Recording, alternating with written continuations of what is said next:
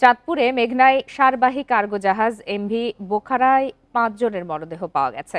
ধারণা করা হচ্ছে গত রাতে ডাকাতির ঘটনাকে কেন্দ্র করে এই হত্যাকাণ্ড। চাঁদপুরে নৌপুলিশের অতিরিক্ত পুলিশ সুপার আব্দুল্লাহ আল মামুন জানান, 999-এর মাধ্যমে তারা জানতে পারেন এমভি আল বাখেরা জাহাজে মরদেহ রয়েছে। পরে তারা গিয়ে ৫ জনকে মৃত অবস্থায় এবং ৩ জনকে আশঙ্কাজনক অবস্থায় পান। আহতদের উদ্ধার করে চিকিৎসার জন্য পাঠানো হয়েছে। তিনি জানান, এই নৌযানটি সার নিয়ে চট্টগ্রাম থেকে সিরাজগঞ্জে যাচ্ছিল। পুলিশের ধারণা নিহতরা সবাই জাহাজের ক্রু। তবে কী কারণে এই হত্যাকাণ্ড তা প্রাথমিকভাবে জানাতে পারেনি তারা। নিহত ও আহতদের পরিচয়ের বিষয়েও জানা যায়নি বিস্তারিত।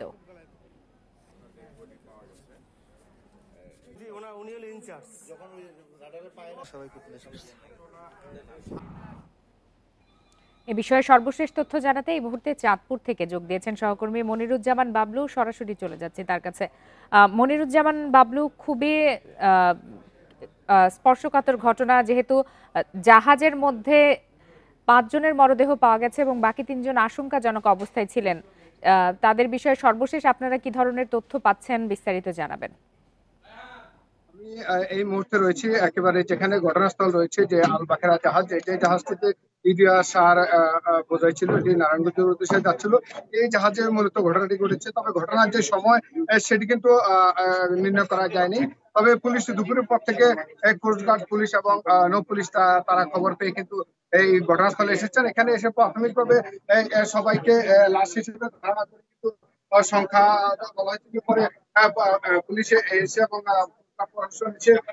৩ জনকে মুমূর্ষু অবস্থায় হাসপাতালে প্রেরণ করা হয়েছে। তারা চাঁদপুর সদর হাসপাতালে চিকিৎসাতে রয়েছে। আমরা জানি এখানে সবার আগে কিন্তু কোস্টগার্ড এসেছিল এবং তারা এসে এই স্থানটিতে যেই জাহাজের অবস্থান নেয় এবং তারপর পরে কিন্তু নৌপুলিশ এখানে আসছেন এবং নৌপুলিশ এসে তাদের যে শুরুতাল রিপোর্টের পর সেগুলো কিন্তু তারা কাজ করছেন।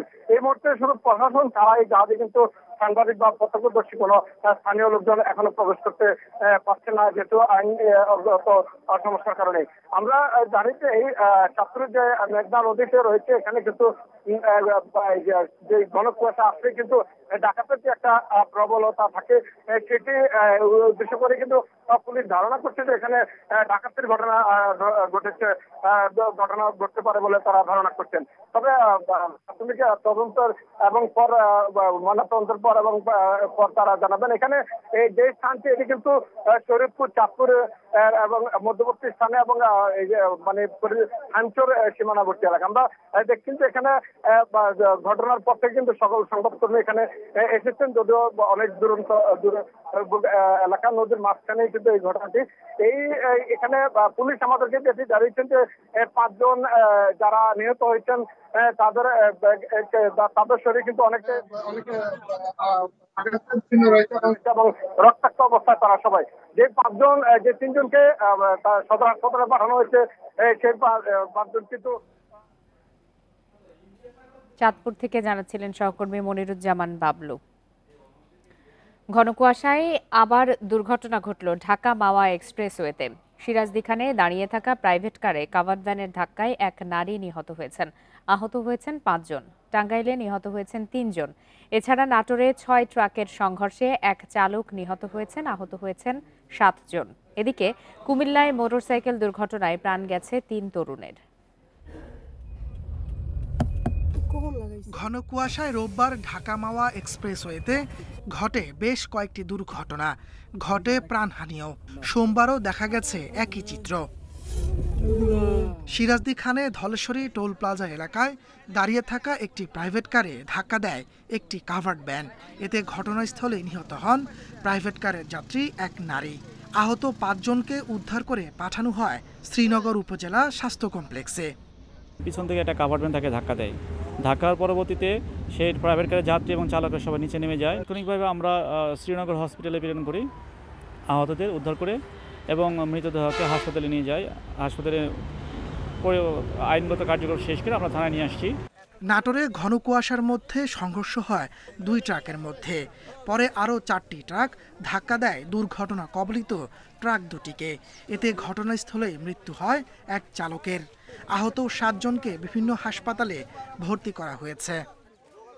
5-6টা গাড়ি একসাথে যে এত বড় একটা দুর্ঘটনা আমার জীবনে ফার্স্ট। সিরিয়ালে গাড়ি ছিল, বর্তমানে রাস্তায় কুয়াশা যে পরিমাণ হচ্ছিল 10 ফিট পর্যন্ত দেখা যাচ্ছিল না। ঘটনাস্থলে আসার পর ফায়ার সার্ভিস 6 জনকে উদ্ধার করছে লোক, তার ভিতর 2-3 জন গুরুতর আহত আছেন। স্থানীয় জনগণ এবং যারা প্রত্যক্ষদর্শী 2-1 জন আছে তারা সবাই বলতেছে যে ঘন কুয়াশার কারণে ঘটনার সম্ভাবনা বেশি। এদিকে কুমিল্লার আড়াইউড়া মধ্যপাড়ায় মোটরসাইকেল নিয়ন্ত্রণ হারিয়ে প্রাণ হারিয়েছেন 3 তরুণ। একটি বিয়ের অনুষ্ঠান শেষে ফিরছিলেন আহাদ হোসেন, মিনহাজুল ও মোহাম্মদ ইমন। সড়কের পাশে বৈদ্যুতিক খুঁটির সঙ্গে ধাক্কায় প্রাণ যায় তাদের। তাপস সরকার, ইন্ডিপেন্ডেন্ট নিউজ। সাভারে বাস চাপায় সিআরপি নার্সিং কলেজের শিক্ষার্থী নিহতের ঘটনায় জড়িতদের গ্রেপ্তার সহ 6 দাবিতে ঢাকা আরিচা মহাসড়ক 2.5 ঘন্টা অবরোধ করে রাখে শিক্ষার্থীরা। দুপুর 12টা থেকে সাভারের শিমুলতলায় রাস্তা অবরোধ করে তারা। পরে প্রশাসনের আশ্বাসে বেলা 2:30 থেকে অবরোধ তুলে নেয় আন্দোলনকারীরা। তাদের অভিযোগ, শনিবার ভোরে বন্ধুদের সাথে সিআরপিতে ফেরার পথে পাকিজা এলাকায় শিক্ষার্থী প্রত্যয় সরকারকে চাপা দেয় ঠিকানা পরিবহনের একটি বাস। এ সময় আশঙ্কাজনক অবস্থায় তাকে এরাম মেডিকেলে নিয়ে গেলে চিকিৎসক মৃত ঘোষণা করেন। এ ঘটনায় তার সহপাঠী সহ কলেজের শিক্ষার্থীরা চালক হেলপারকে গ্রেপ্তার সহ নিরাপদ সড়কের দাবিতে আজ দ্বিতীয় দিনের মতো মহাসড়ক অবরোধ করে বিক্ষোভ করে।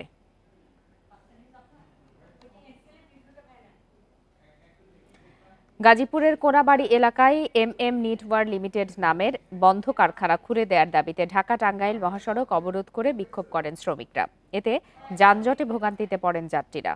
পুলিশ জানায়, সোমবার সকালে কারখানার সামনে জড়ো হন শ্রমিকরা। এক পর্যায়ে সকাল 9টার দিকে ঢাকা টাঙ্গাইল মহাসড়ক অবরোধ করে বিক্ষোভ করেন। পরে মালিকপক্ষের আশ্বাসে 3.5 ঘন্টা পর অবরোধ তুলে নেন। গত 3 নভেম্বর শিল্প পুলিশের এক সদস্যকে আঘাত করেন শ্রমিকরা। পরে 65 জনকে আসামি করে মামলা করা হয়। ওই মামলা প্রত্যাহারের দাবিতে 17 ডিসেম্বর শ্রমিকরা কাজ বন্ধ করে দেন। পরে কর্তৃপক্ষ নিরাপত্তার স্বার্থে অনির্দিষ্টকালের জন্য কারখানা বন্ধ ঘোষণা করে।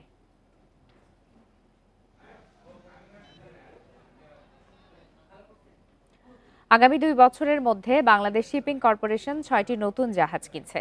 এসব জাহাজে নিয়োগের ক্ষেত্রে দেশের নাবিকদের প্রাধান্য দেওয়া হবে বলে জানিয়েছেন নৌ উপদেষ্টা ব্রিগেডিয়ার জেনারেল অবসরপ্রাপ্ত এম সাখাওয়াত হোসেন। দুপুরে চট্টগ্রামে বাংলাদেশ মেরিন একাডেমির গ্র্যাজুয়েশন কুচকাওয়াজে একথা জানান তিনি। মেরিন একাডেমির অবকাঠামো উন্নয়নে মহাপরিকল্পনা তৈরির কাজ হাতে নেওয়া হয়েছে বলেও জানান তিনি। পাশাপাশি মেরিন একাডেমিকে আরও আধুনিক ও যুগোপযোগী করে গড়ে তুলতে বিভিন্ন বিদেশি প্রতিষ্ঠানের সাথে একযোগে কাজ চলছে বলেও উল্লেখ করেন। এবার 58তম ব্যাচে মেরিন একাডেমি থেকে 30 নারী সহ মোট 238 জন ক্যাডেট প্রশিক্ষণ নিয়েছেন। সব বিষয়ে কৃতিত্বের জন্য রাষ্ট্রপতি পদক জিতেছেন ক্যাডেট মোহাম্মদ মিনহাজ সাদমান। বাংলাদেশ শিপিং কর্পোরেশনের এনলার্জ করছি, অচিরেই 6টি জাহাজ একসাথে, 2টি ইমিডিয়েটলি এবং 4টি জাহাজ যুক্ত হবে। কেন বলছি, এই জাহাজগুলো যখন যুক্ত হবে তখন আমাদের দেশের মেরিন একাডেমি থেকে যারা বের হয়েছেন তাদেরকে সেখানে নিয়োগ দেওয়া হবে। আন্তর্জাতিক পরিমণ্ডলে বিদেশি নৌবাহিনীর সঙ্গে বাংলাদেশ নৌবাহিনীর পারস্পরিক সহযোগিতা আঞ্চলিক শান্তি রক্ষার জন্য গুরুত্বপূর্ণ ভূমিকা পালন করবে বলে মন্তব্য করেছেন নৌবাহিনী প্রধান অ্যাডমিরাল এম নাজমুল হাসান। চট্টগ্রামে নেভাল একাডেমিতে এই মন্তব্য করেন নৌপ্রধান অ্যাডমিরাল এম নাজমুল হাসান। প্রধান অতিথি হিসেবে কুচকাওয়াজ পরিদর্শন ও অভিবাদন গ্রহণ করেন নৌবাহিনী প্রধান। অনুষ্ঠানের মধ্য দিয়ে এবার মোট 40 জন নবীন কর্মকর্তা কমিশন লাভ করেন। এদের মধ্যে নারী কর্মকর্তা রয়েছেন 7 জন। অবশ্যই আমার জন্য একটা গর্বের মুহূর্ত, যেহেতু আমি দেশের সেবায় নিজেকে, দেশের সার্বভৌমত্ব রক্ষায় নিজেকে নিয়োজিত করতে পেরেছি পুরোপুরিভাবে। ছোটবেলা থেকেই সামরিক কর্মকর্তা হিসেবে যোগদানের খুব ইচ্ছে ছিল এবং দেশের সার্বভৌমত্ব রক্ষায় নিজেকে নিয়োজিত রাখার খুব ইচ্ছা ছিল। আজকে সেই অর্জনটা আমি অর্জন করতে পেরেছি। বাংলাদেশ নৌবাহিনী, north Indian ocean hydrographic commission, western Pacific Naval symposium এবং অন্যান্য আঞ্চলিক ফোরামে অংশগ্রহণের মাধ্যমে আন্তর্জাতিকভাবে সমুদ্র নিরাপত্তা নিশ্চিত করতে সক্রিয় ভূমিকা পালন করছে, যা দেশের ভাবমূর্তি উন্নয়নে সহায়ক ভূমিকা রাখছে। 16 মাস পর বাড়ি ফিরলেন নিখোঁজ যুবক রহমতুল্লাহ। রবিবার রাতে তাকে ফিরে পেয়ে আবেগ আপ্লুত পরিবার ও এলাকাবাসী। স্বজনদের অভিযোগ, র্যাব পরিচয়ে তুলে নিয়ে 9 মাসে তাকে আটকে রাখা হয় বন্দিশালায়। পরে তাকে সীমান্ত দিয়ে ভারতে পাঠালে অনুপ্রবেশের দায়ে 7 মাস কারাভোগ করেন। 2023 সালের 29 আগস্ট মধ্যরাতে র্যাব পরিচয়ে সাদা পোশাকে ধামরাইয়ের নিজ বাড়ি থেকে তুলে নিয়ে যাওয়া হয় রহমতুল্লাহকে। দিনের পর দিন আইন শৃঙ্খলা বাহিনীর বিভিন্ন দপ্তরে ধর্ণা দিয়েও খোঁজ পায়নি পরিবার। কত করলাম, কাকুতি মিনতি করলাম যে আমার বাবার জ্বর নিও নাও, কি করছে কিছুই কয় না। তার র্যাব ক্যাম্পেও আমরা অভিযোগ জমা দিছি, আমরা জিডি করা হয়েছে আমার ভাইয়ের জন্য। হঠাৎ চাঁপাইনবাবগঞ্জ পুলিশের ফোন। তাদের সহযোগিতায় পরিবারের খোঁজ পায় রহমতুল্লাহ। পরে তাকে হস্তান্তর করা হয় স্বজনদের কাছে।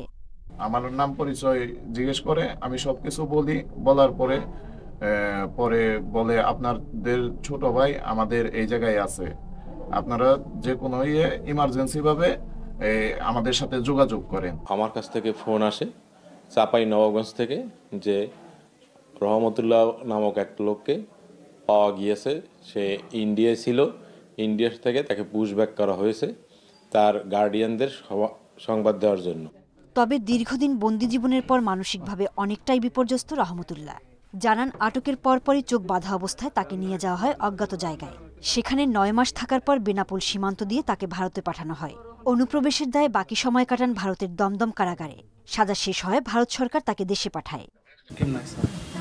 গাড়িতে আর কালকে কোন আসলো জানি না, চোখ বন্ধ ছিল। হ্যাঁ, রহমতুল্লাহ ইলেকট্রিশিয়ানের কাজ শিখছিলেন।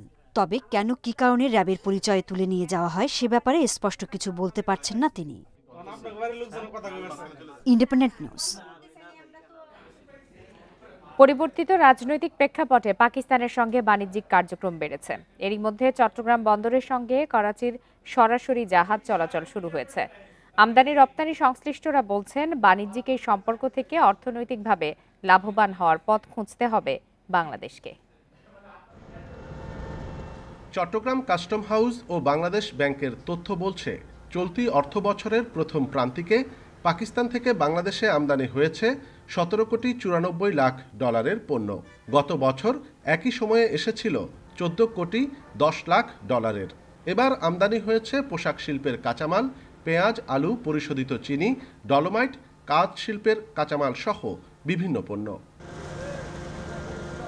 আমদানি বাড়লেও ছোট বাজার ও রপ্তানিতে যথাযথ ব্যবস্থা না থাকায় পাকিস্তানে বাংলাদেশি পণ্য রপ্তানি শূন্যের কোঠায়। সম্প্রতি দুবাই, করাচি, চট্টগ্রাম রুটে চালু হয়েছে সরাসরি শিপিং সার্ভিস। একে ইতিবাচকই মনে করছেন আমদানিকারকরা। কোয়েশ্চেন করছি না যে চায়না থেকে ডিরেক্ট এরকম 11 দিনে এটা আসলো, আমি এটা 100% এক্সামিন করবো বা এরকম কোনো বিষয় নাই। তো পাকিস্তানের ক্ষেত্রে আমরা কেন এইভাবে এটা চিন্তা করব? কাস্টম এটা করতে পারে, তারা চাইলে 100% এক্সামিন করে জিনিসগুলো ডেলিভার করতে পারে। পাকিস্তান থেকে আমাদের এইসব পণ্য আগেও আসতো, এখনও আসতেছে, একটু বড় আকারে, ভলিউম বেশি। রোজাকে টার্গেট করে যে সকল পণ্য আমাদের বাংলাদেশে আমদানি হয় সেই ধরনের পণ্যগুলোকেই তারা কিন্তু এখানে আনতেছে। নতুন জাহাজ সার্ভিসের মাধ্যমে 2 দফায় করাচি থেকে চট্টগ্রাম বন্দরে এসেছে প্রায় 1126 কন্টেইনার পণ্য। এই রুটে আরও নতুন শিপিং লাইন যুক্ত হওয়ার সুযোগ দেখছে বন্দর কর্তৃপক্ষ। আমদানিকারকরা যদি উৎসাহী হয় এবং পাকিস্তান বা দুবাই থেকে যদি আরও কার্গো ইম্পোর্ট করতে চায়, তাহলে এই ধরনের সার্ভিস ভবিষ্যতে আরও বাড়বে। 1 মাস বা 40 দিনের মধ্যেই এটা একটা রোটেশন কমপ্লিট করে। গত অর্থ বছরে পাকিস্তান থেকে মোট 62 কোটি 70 লাখ ডলারের পণ্য আমদানি করেছিল বাংলাদেশ, যা দেশের মোট আমদানির 1%। এখন থেকে প্রতি 38 থেকে 42 দিন পর পর দুবাই থেকে করাচি হয়ে এই জাহাজটি চট্টগ্রাম বন্দরে পণ্য আনা নেওয়ার কথা রয়েছে। আর এর মাধ্যমে বিভিন্ন পণ্য আমদানির ক্ষেত্রে পাকিস্তানের সাথে নতুন বাণিজ্যিক সম্ভাবনা উকি দিচ্ছে বাংলাদেশের, যার প্রভাব পড়তে পারে দেশের পণ্য বাজারেও। অনুপম শীল, ইন্ডিপেন্ডেন্ট নিউজ, চট্টগ্রাম। চলতি বছর ফরিদপুরে কৃষি সম্প্রসারণ অধিদপ্তরের প্রণোদনার পেঁয়াজের বীজ থেকে পর্যাপ্ত ফলন না আসার অভিযোগ উঠেছে। ভুক্তভোগী কৃষকদের অভিযোগ, বীজ থেকে 15 থেকে 20% পেঁয়াজ অঙ্কুরোদম হয়নি। কৃষকরা জানান, সম্প্রতি জেলার 5200 জন ক্ষুদ্র প্রান্তিক কৃষকদের মাঝে তাহেরপুরি, বাড়ি 4 ও 6 জাতের পেঁয়াজ বীজ বিতরণ করা হয়। তাহেরপুরি বীজ 15 থেকে 20 ভাগ ও বাড়ি 4 6 বীজ থেকে 15 থেকে 20% অঙ্কুরিত হয়েছে বলে অভিযোগ কৃষকদের। এতে ক্ষতির মুখে পড়েছেন তারা। এ বিষয়ে 4 সদস্য বিশিষ্ট একটি তদন্ত কমিটি গঠন করা হয়েছে। এ ঘটনায় দায় স্বীকার করেছে কৃষি সম্প্রসারণ অধিদপ্তর। আমাদের অনেক বড় ক্ষতি হয়েছে, যে দেখতেছেন আপনারা, আমাদের দানাগুলা ভালোভাবে উঠে নাই, একবারে এই ক্ষেতটা মার হয়ে গেছে। এই দানা, এই ক্ষতিপূরণটা হইলো আমরা চাই, কৃষকের যে ক্ষতি হইলো। বিভিন্ন কমিটি হচ্ছে, তারা দেখতেছে যে ল্যাবরেটরি টেস্ট বা ফিল্ডের ব্যবস্থা, এগুলো দেখতে আমরা কারণ অনুসন্ধান করতেছি কি কারণে হয়েছে, এটা একটু সময় লাগবে।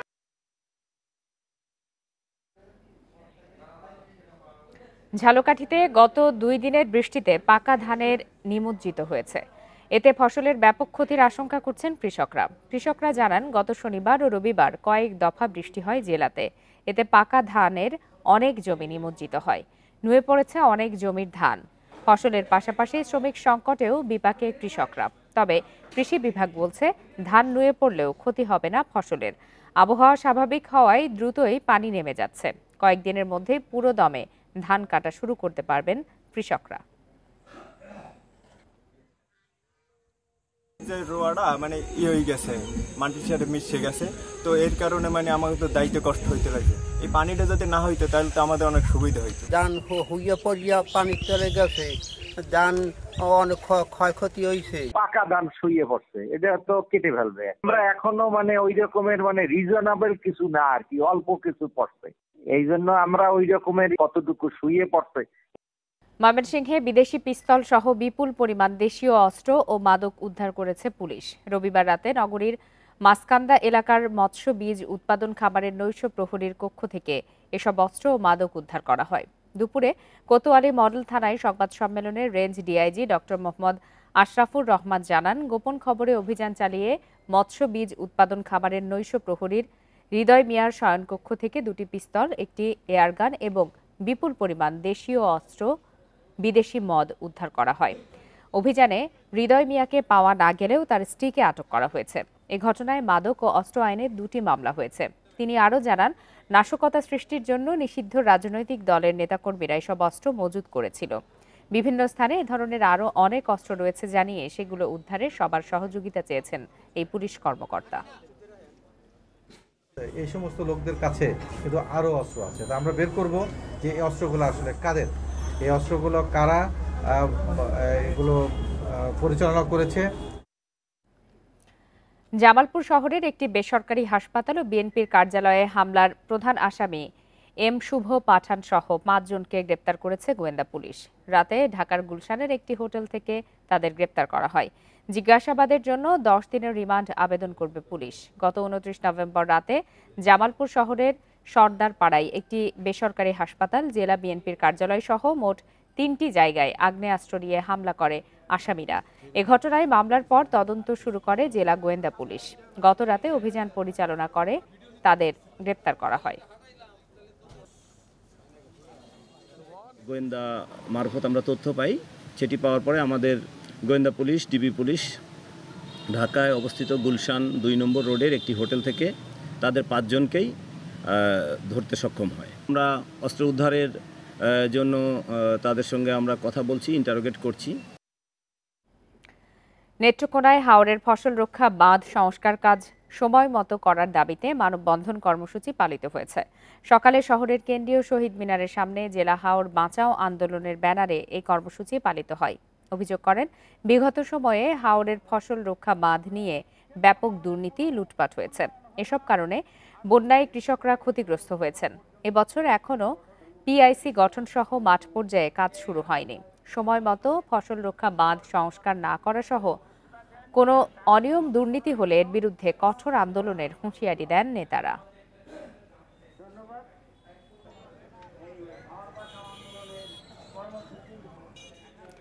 উত্তরাঞ্চলে কমছে তাপমাত্রা, সেই সাথে বেড়েছে কুয়াশার প্রকোপ।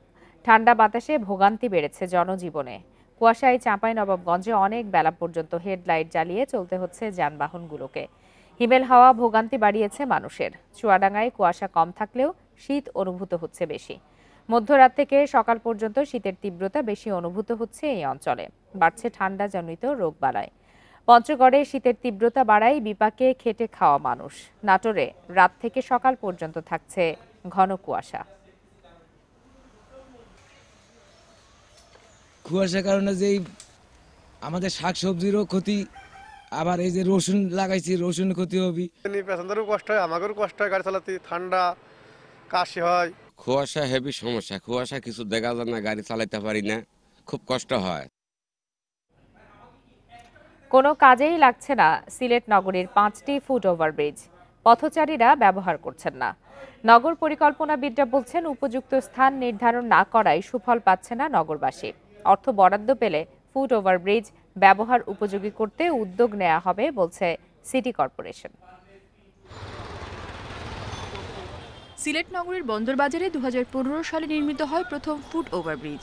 এরপর নগরীর হুমায়ুন চত্বর, টিলাগড়, শাহপরান ও আখালিয়াতে নির্মাণ করা হয় আরও 4টি। এসব ফুট ওভারব্রিজ নির্মাণে মোট ব্যয় 7.5 কোটি টাকা। তবে ব্যবহারে অনীহায় ব্যয়বহুল এই সেতুগুলো পড়ে আছে পরিত্যক্ত অবস্থায়। নগরবাসী বলছে সড়কগুলো সরু হওয়ায় ফুট ওভারব্রিজ ব্যবহারের প্রয়োজন পড়ে না। এছাড়া বয়স্কদের ব্যবহারের জন্য সেতুগুলো অনুপযোগী। ওভারব্রিজগুলা আগামীতে যখন দেওয়া হবে তখন এই পরিবেশ পরিস্থিতি বুঝে যেখানে জনগণের সুবিধা হবে, কাজে লাগবে, সেখানে ওভারব্রিজগুলা দিলে আমার মনে হয় অনেকাংশে ভালো হবে। পরিকল্পনাবিদরা বলছেন স্থান ও প্রয়োজনীয়তা বিবেচনা না করেই তৈরি হওয়ায় কাজে লাগছে না ফুট ওভারব্রিজ। পরিকল্পনাহীনভাবে করা হয়েছে। আমাদের দেশে যেরকম প্রজেক্টগুলো হয়, কারো একজনের ইচ্ছায় হয়তো এটা হয়ে গেছে, এটা সমন্বিত কোনো পরিকল্পনার অংশ না। এর মধ্যে বন্দরবাজারে ফুট ওভারব্রিজটি 3 বার নিলামে তুলেও দর না মেলায় সরাতে ব্যর্থ হয়েছে সিটি কর্পোরেশন।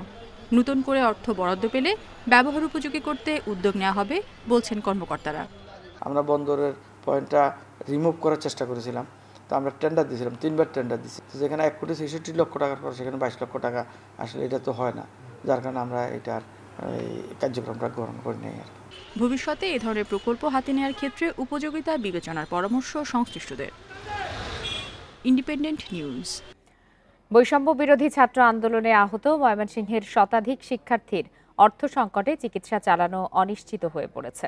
প্রাথমিকভাবে সরকারি ও ব্যক্তিগত খরচে চিকিৎসা শুরু হলেও তা পর্যাপ্ত নয় বলে দাবি তাদের। হাসপাতাল কর্তৃপক্ষ সেবা নিশ্চিতে ব্যবস্থার কথা জানালেও উন্নত চিকিৎসার জন্য সহায়তার দাবি আহতদের। গত 5 জুলাই নারায়ণগঞ্জে বৈষম্য বিরোধী ছাত্র আন্দোলনে পুলিশের গুলিতে আহত হন শেরপুরের সেলিম হোসেন।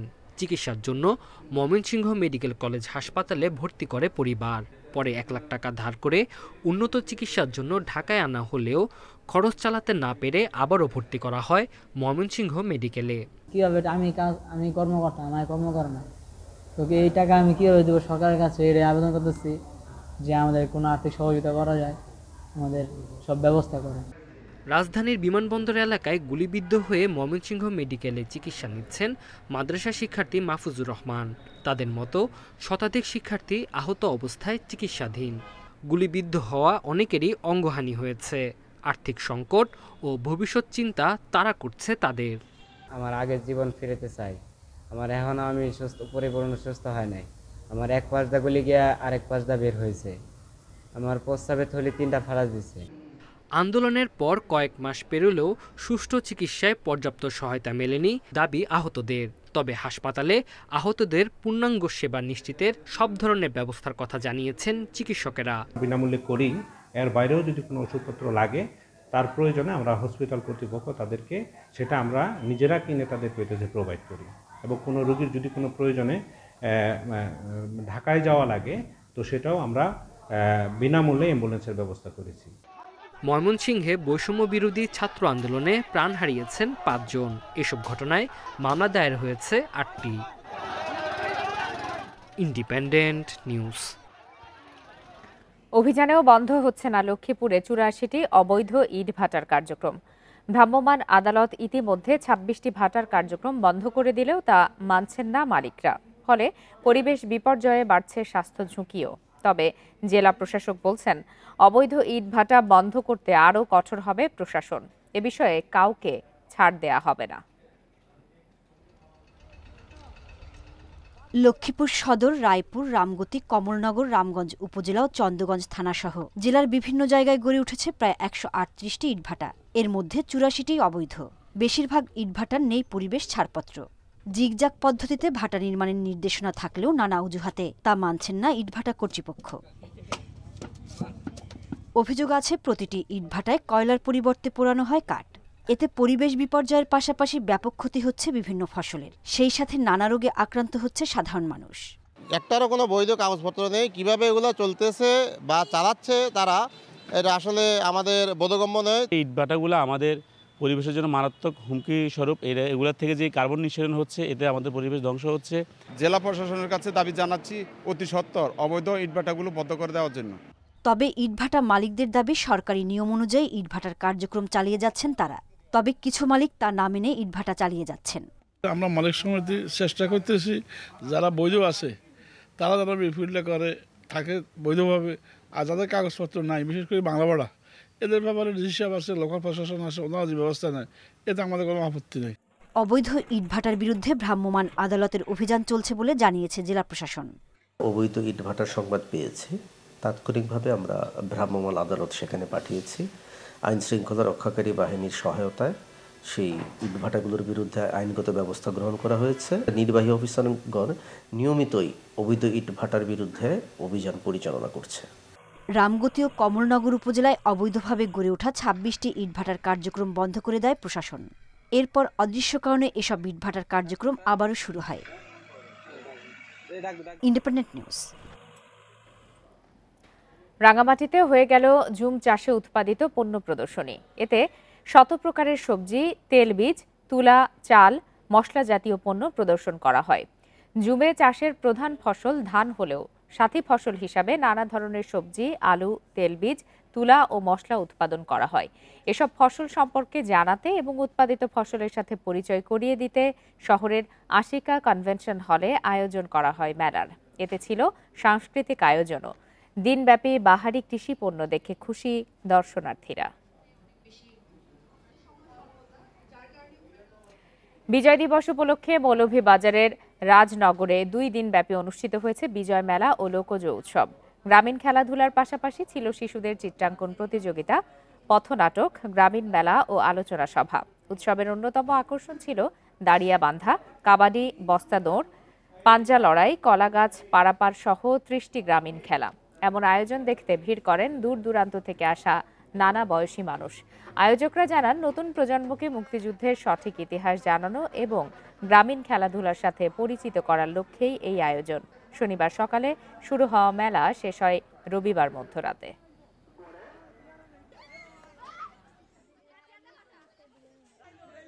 নৃত্য এবং শিল্পীদের মজার মজার অনেক গান, এগুলা আমরা খুব আনন্দের সাথে এগুলা উপভোগ করি। যখন ডিসেম্বর মাস চলে আসে তখন সব ছেলেমেয়েরা মানে অনেক উল্লাসে থাকে যে কবে বিজয় মেলার দিনটা আসবে আর কবে সেই উল্লাসটা করব। মুক্তিযুদ্ধের চেতনা এবং আবহমান বাংলার যে ঐতিহ্য, সেই ঐতিহ্যের ধারাবাহিকতায় এখানে লোকজ নানা আয়োজন নিয়ে আমাদের বিজয় মেলা বসে এবং এই জনপদের সর্বস্তরের মানুষজন, নারী, পুরুষ, শিশু, সর্বস্তরের মানুষজনের এক মিলন মেলায় পরিণত হয়। রাজশাহীতে জমে উঠেছে 8 দিন ব্যাপী বই মেলা। মেলায় স্থান পেয়েছে হুমায়ুন আহমেদ থেকে শুরু করে কমিক, সায়েন্স ফিকশন সহ নানা বিষয়ের বই। প্রকাশকরা বলছেন, মেলায় বইপ্রেমীদের সাড়াও মিলছে বেশ। নতুন প্রজন্মকে বইয়ের প্রতি আকৃষ্ট করতেই এই উদ্যোগ, বলছেন আয়োজকরা। 8 দিনের জন্য বইপ্রেমীদের পদচারণায় মুখর রাজশাহীর কালেক্টর মাঠ। প্রতিদিনই বাড়ছে তাদের আনাগোনা। বই কিনতে বা ঘুরে দেখতে একা ও দল বেঁধে আসছে সব বয়সের মানুষ। নানা রূপে সেজেছে মেলার প্রতিটি স্টল। জহির রাইহান থেকে শুরু করে হুমায়ুন আহমেদ, বিক্রি হচ্ছে সবার বই। মেলার আকর্ষণ হিসেবে আরও থাকছে কমিক্স, সায়েন্স ফিকশন সহ শিশুদের বিভিন্ন ছড়ার বই। অনেকেই আসছেন পরিবার পরিজন নিয়ে, কেউ আসছেন প্রিয়জনের সাথে। মেলায় ঘুরে ঘুরে বেছে নিচ্ছেন পছন্দের বই। বিভিন্ন বই দেখলাম ঘুরে ঘুরে। আমার বেশি পছন্দ হলো গোয়েন্দা সিরিজগুলো। এখানকার যারা তরুণ আছে বা স্কুল বা কলেজে যারা পড়ে তাদের জন্য এটা খুবই ভালো একটা উদ্যোগ হবে। আমি প্রথমবার বইমেলায় আসছি, তো এখানে অনেকগুলো স্টল আছে, সব রকমেরই বই আছে। বিশ্বাস করি যে মোবাইল ডিজিটাল এইগুলো এফেক্ট থেকে বের হয়ে ওরা কিন্তু বইয়ের দিকেই আগ্রহী হবে। আয়োজকরা বলছেন নতুন প্রজন্মকে বইয়ের প্রতি আকৃষ্ট করতেই রাজশাহীতে এই উদ্যোগ। আগামীতে মেলার পরিসর আরও বাড়ানোর পরিকল্পনা তাদের। দর্শক আসতেছেন, তারা বইয়ের সাথে পরিচিত হচ্ছেন, অনেক বই বিক্রি হচ্ছে, পাশাপাশি মানে আমাদের ইয়াং জেনারেশন যারা তারা এখানে এসে অনেক বেশি অনুপ্রাণিত হচ্ছে। মেলায় রয়েছে 100টি স্টল। গত 18 তারিখ শুরু হওয়া বইমেলা চলবে 25 তারিখ পর্যন্ত। দর্শনার্থীদের জন্য মেলা খোলা থাকছে দুপুর 3টা থেকে রাত 8টা পর্যন্ত, আর ছুটির দিনে বেলা 11টা থেকে রাত 8টা পর্যন্ত চলবে মেলা। Mustafizur Rahman, independent news, Rajshahi. রাজবাড়ীর পদ্মা নদীতে ধরা পড়েছে 18 কেজি ওজনের একটি বোয়াল মাছ। পরে মাছটি 51,300 টাকায় বিক্রি করা হয়েছে। সকালে গোয়ালন্দ উপজেলার কুশাহাটা চর এলাকার জেলে কালাম সর্দারের বড়শিতে ধরা পড়ে মাছটি। পরে মাছটি বিক্রির জন্য নেওয়া হয় দৌলতদিয়ার মৎস্য আড়তে।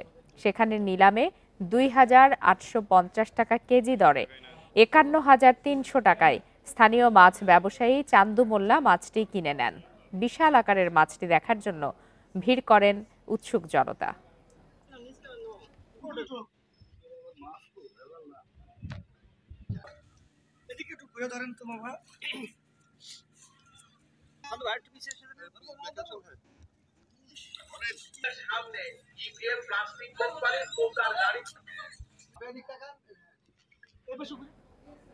আর এই ছিল আজকে সমগ্র বাংলাদেশে। ইন্ডিপেন্ডেন্ট টেলিভিশনের সব খবরের আরো বিস্তারিত জানতে চোখ রাখুন ফেসবুক, ইউটিউব আর এক্সে। ধন্যবাদ সবাইকে।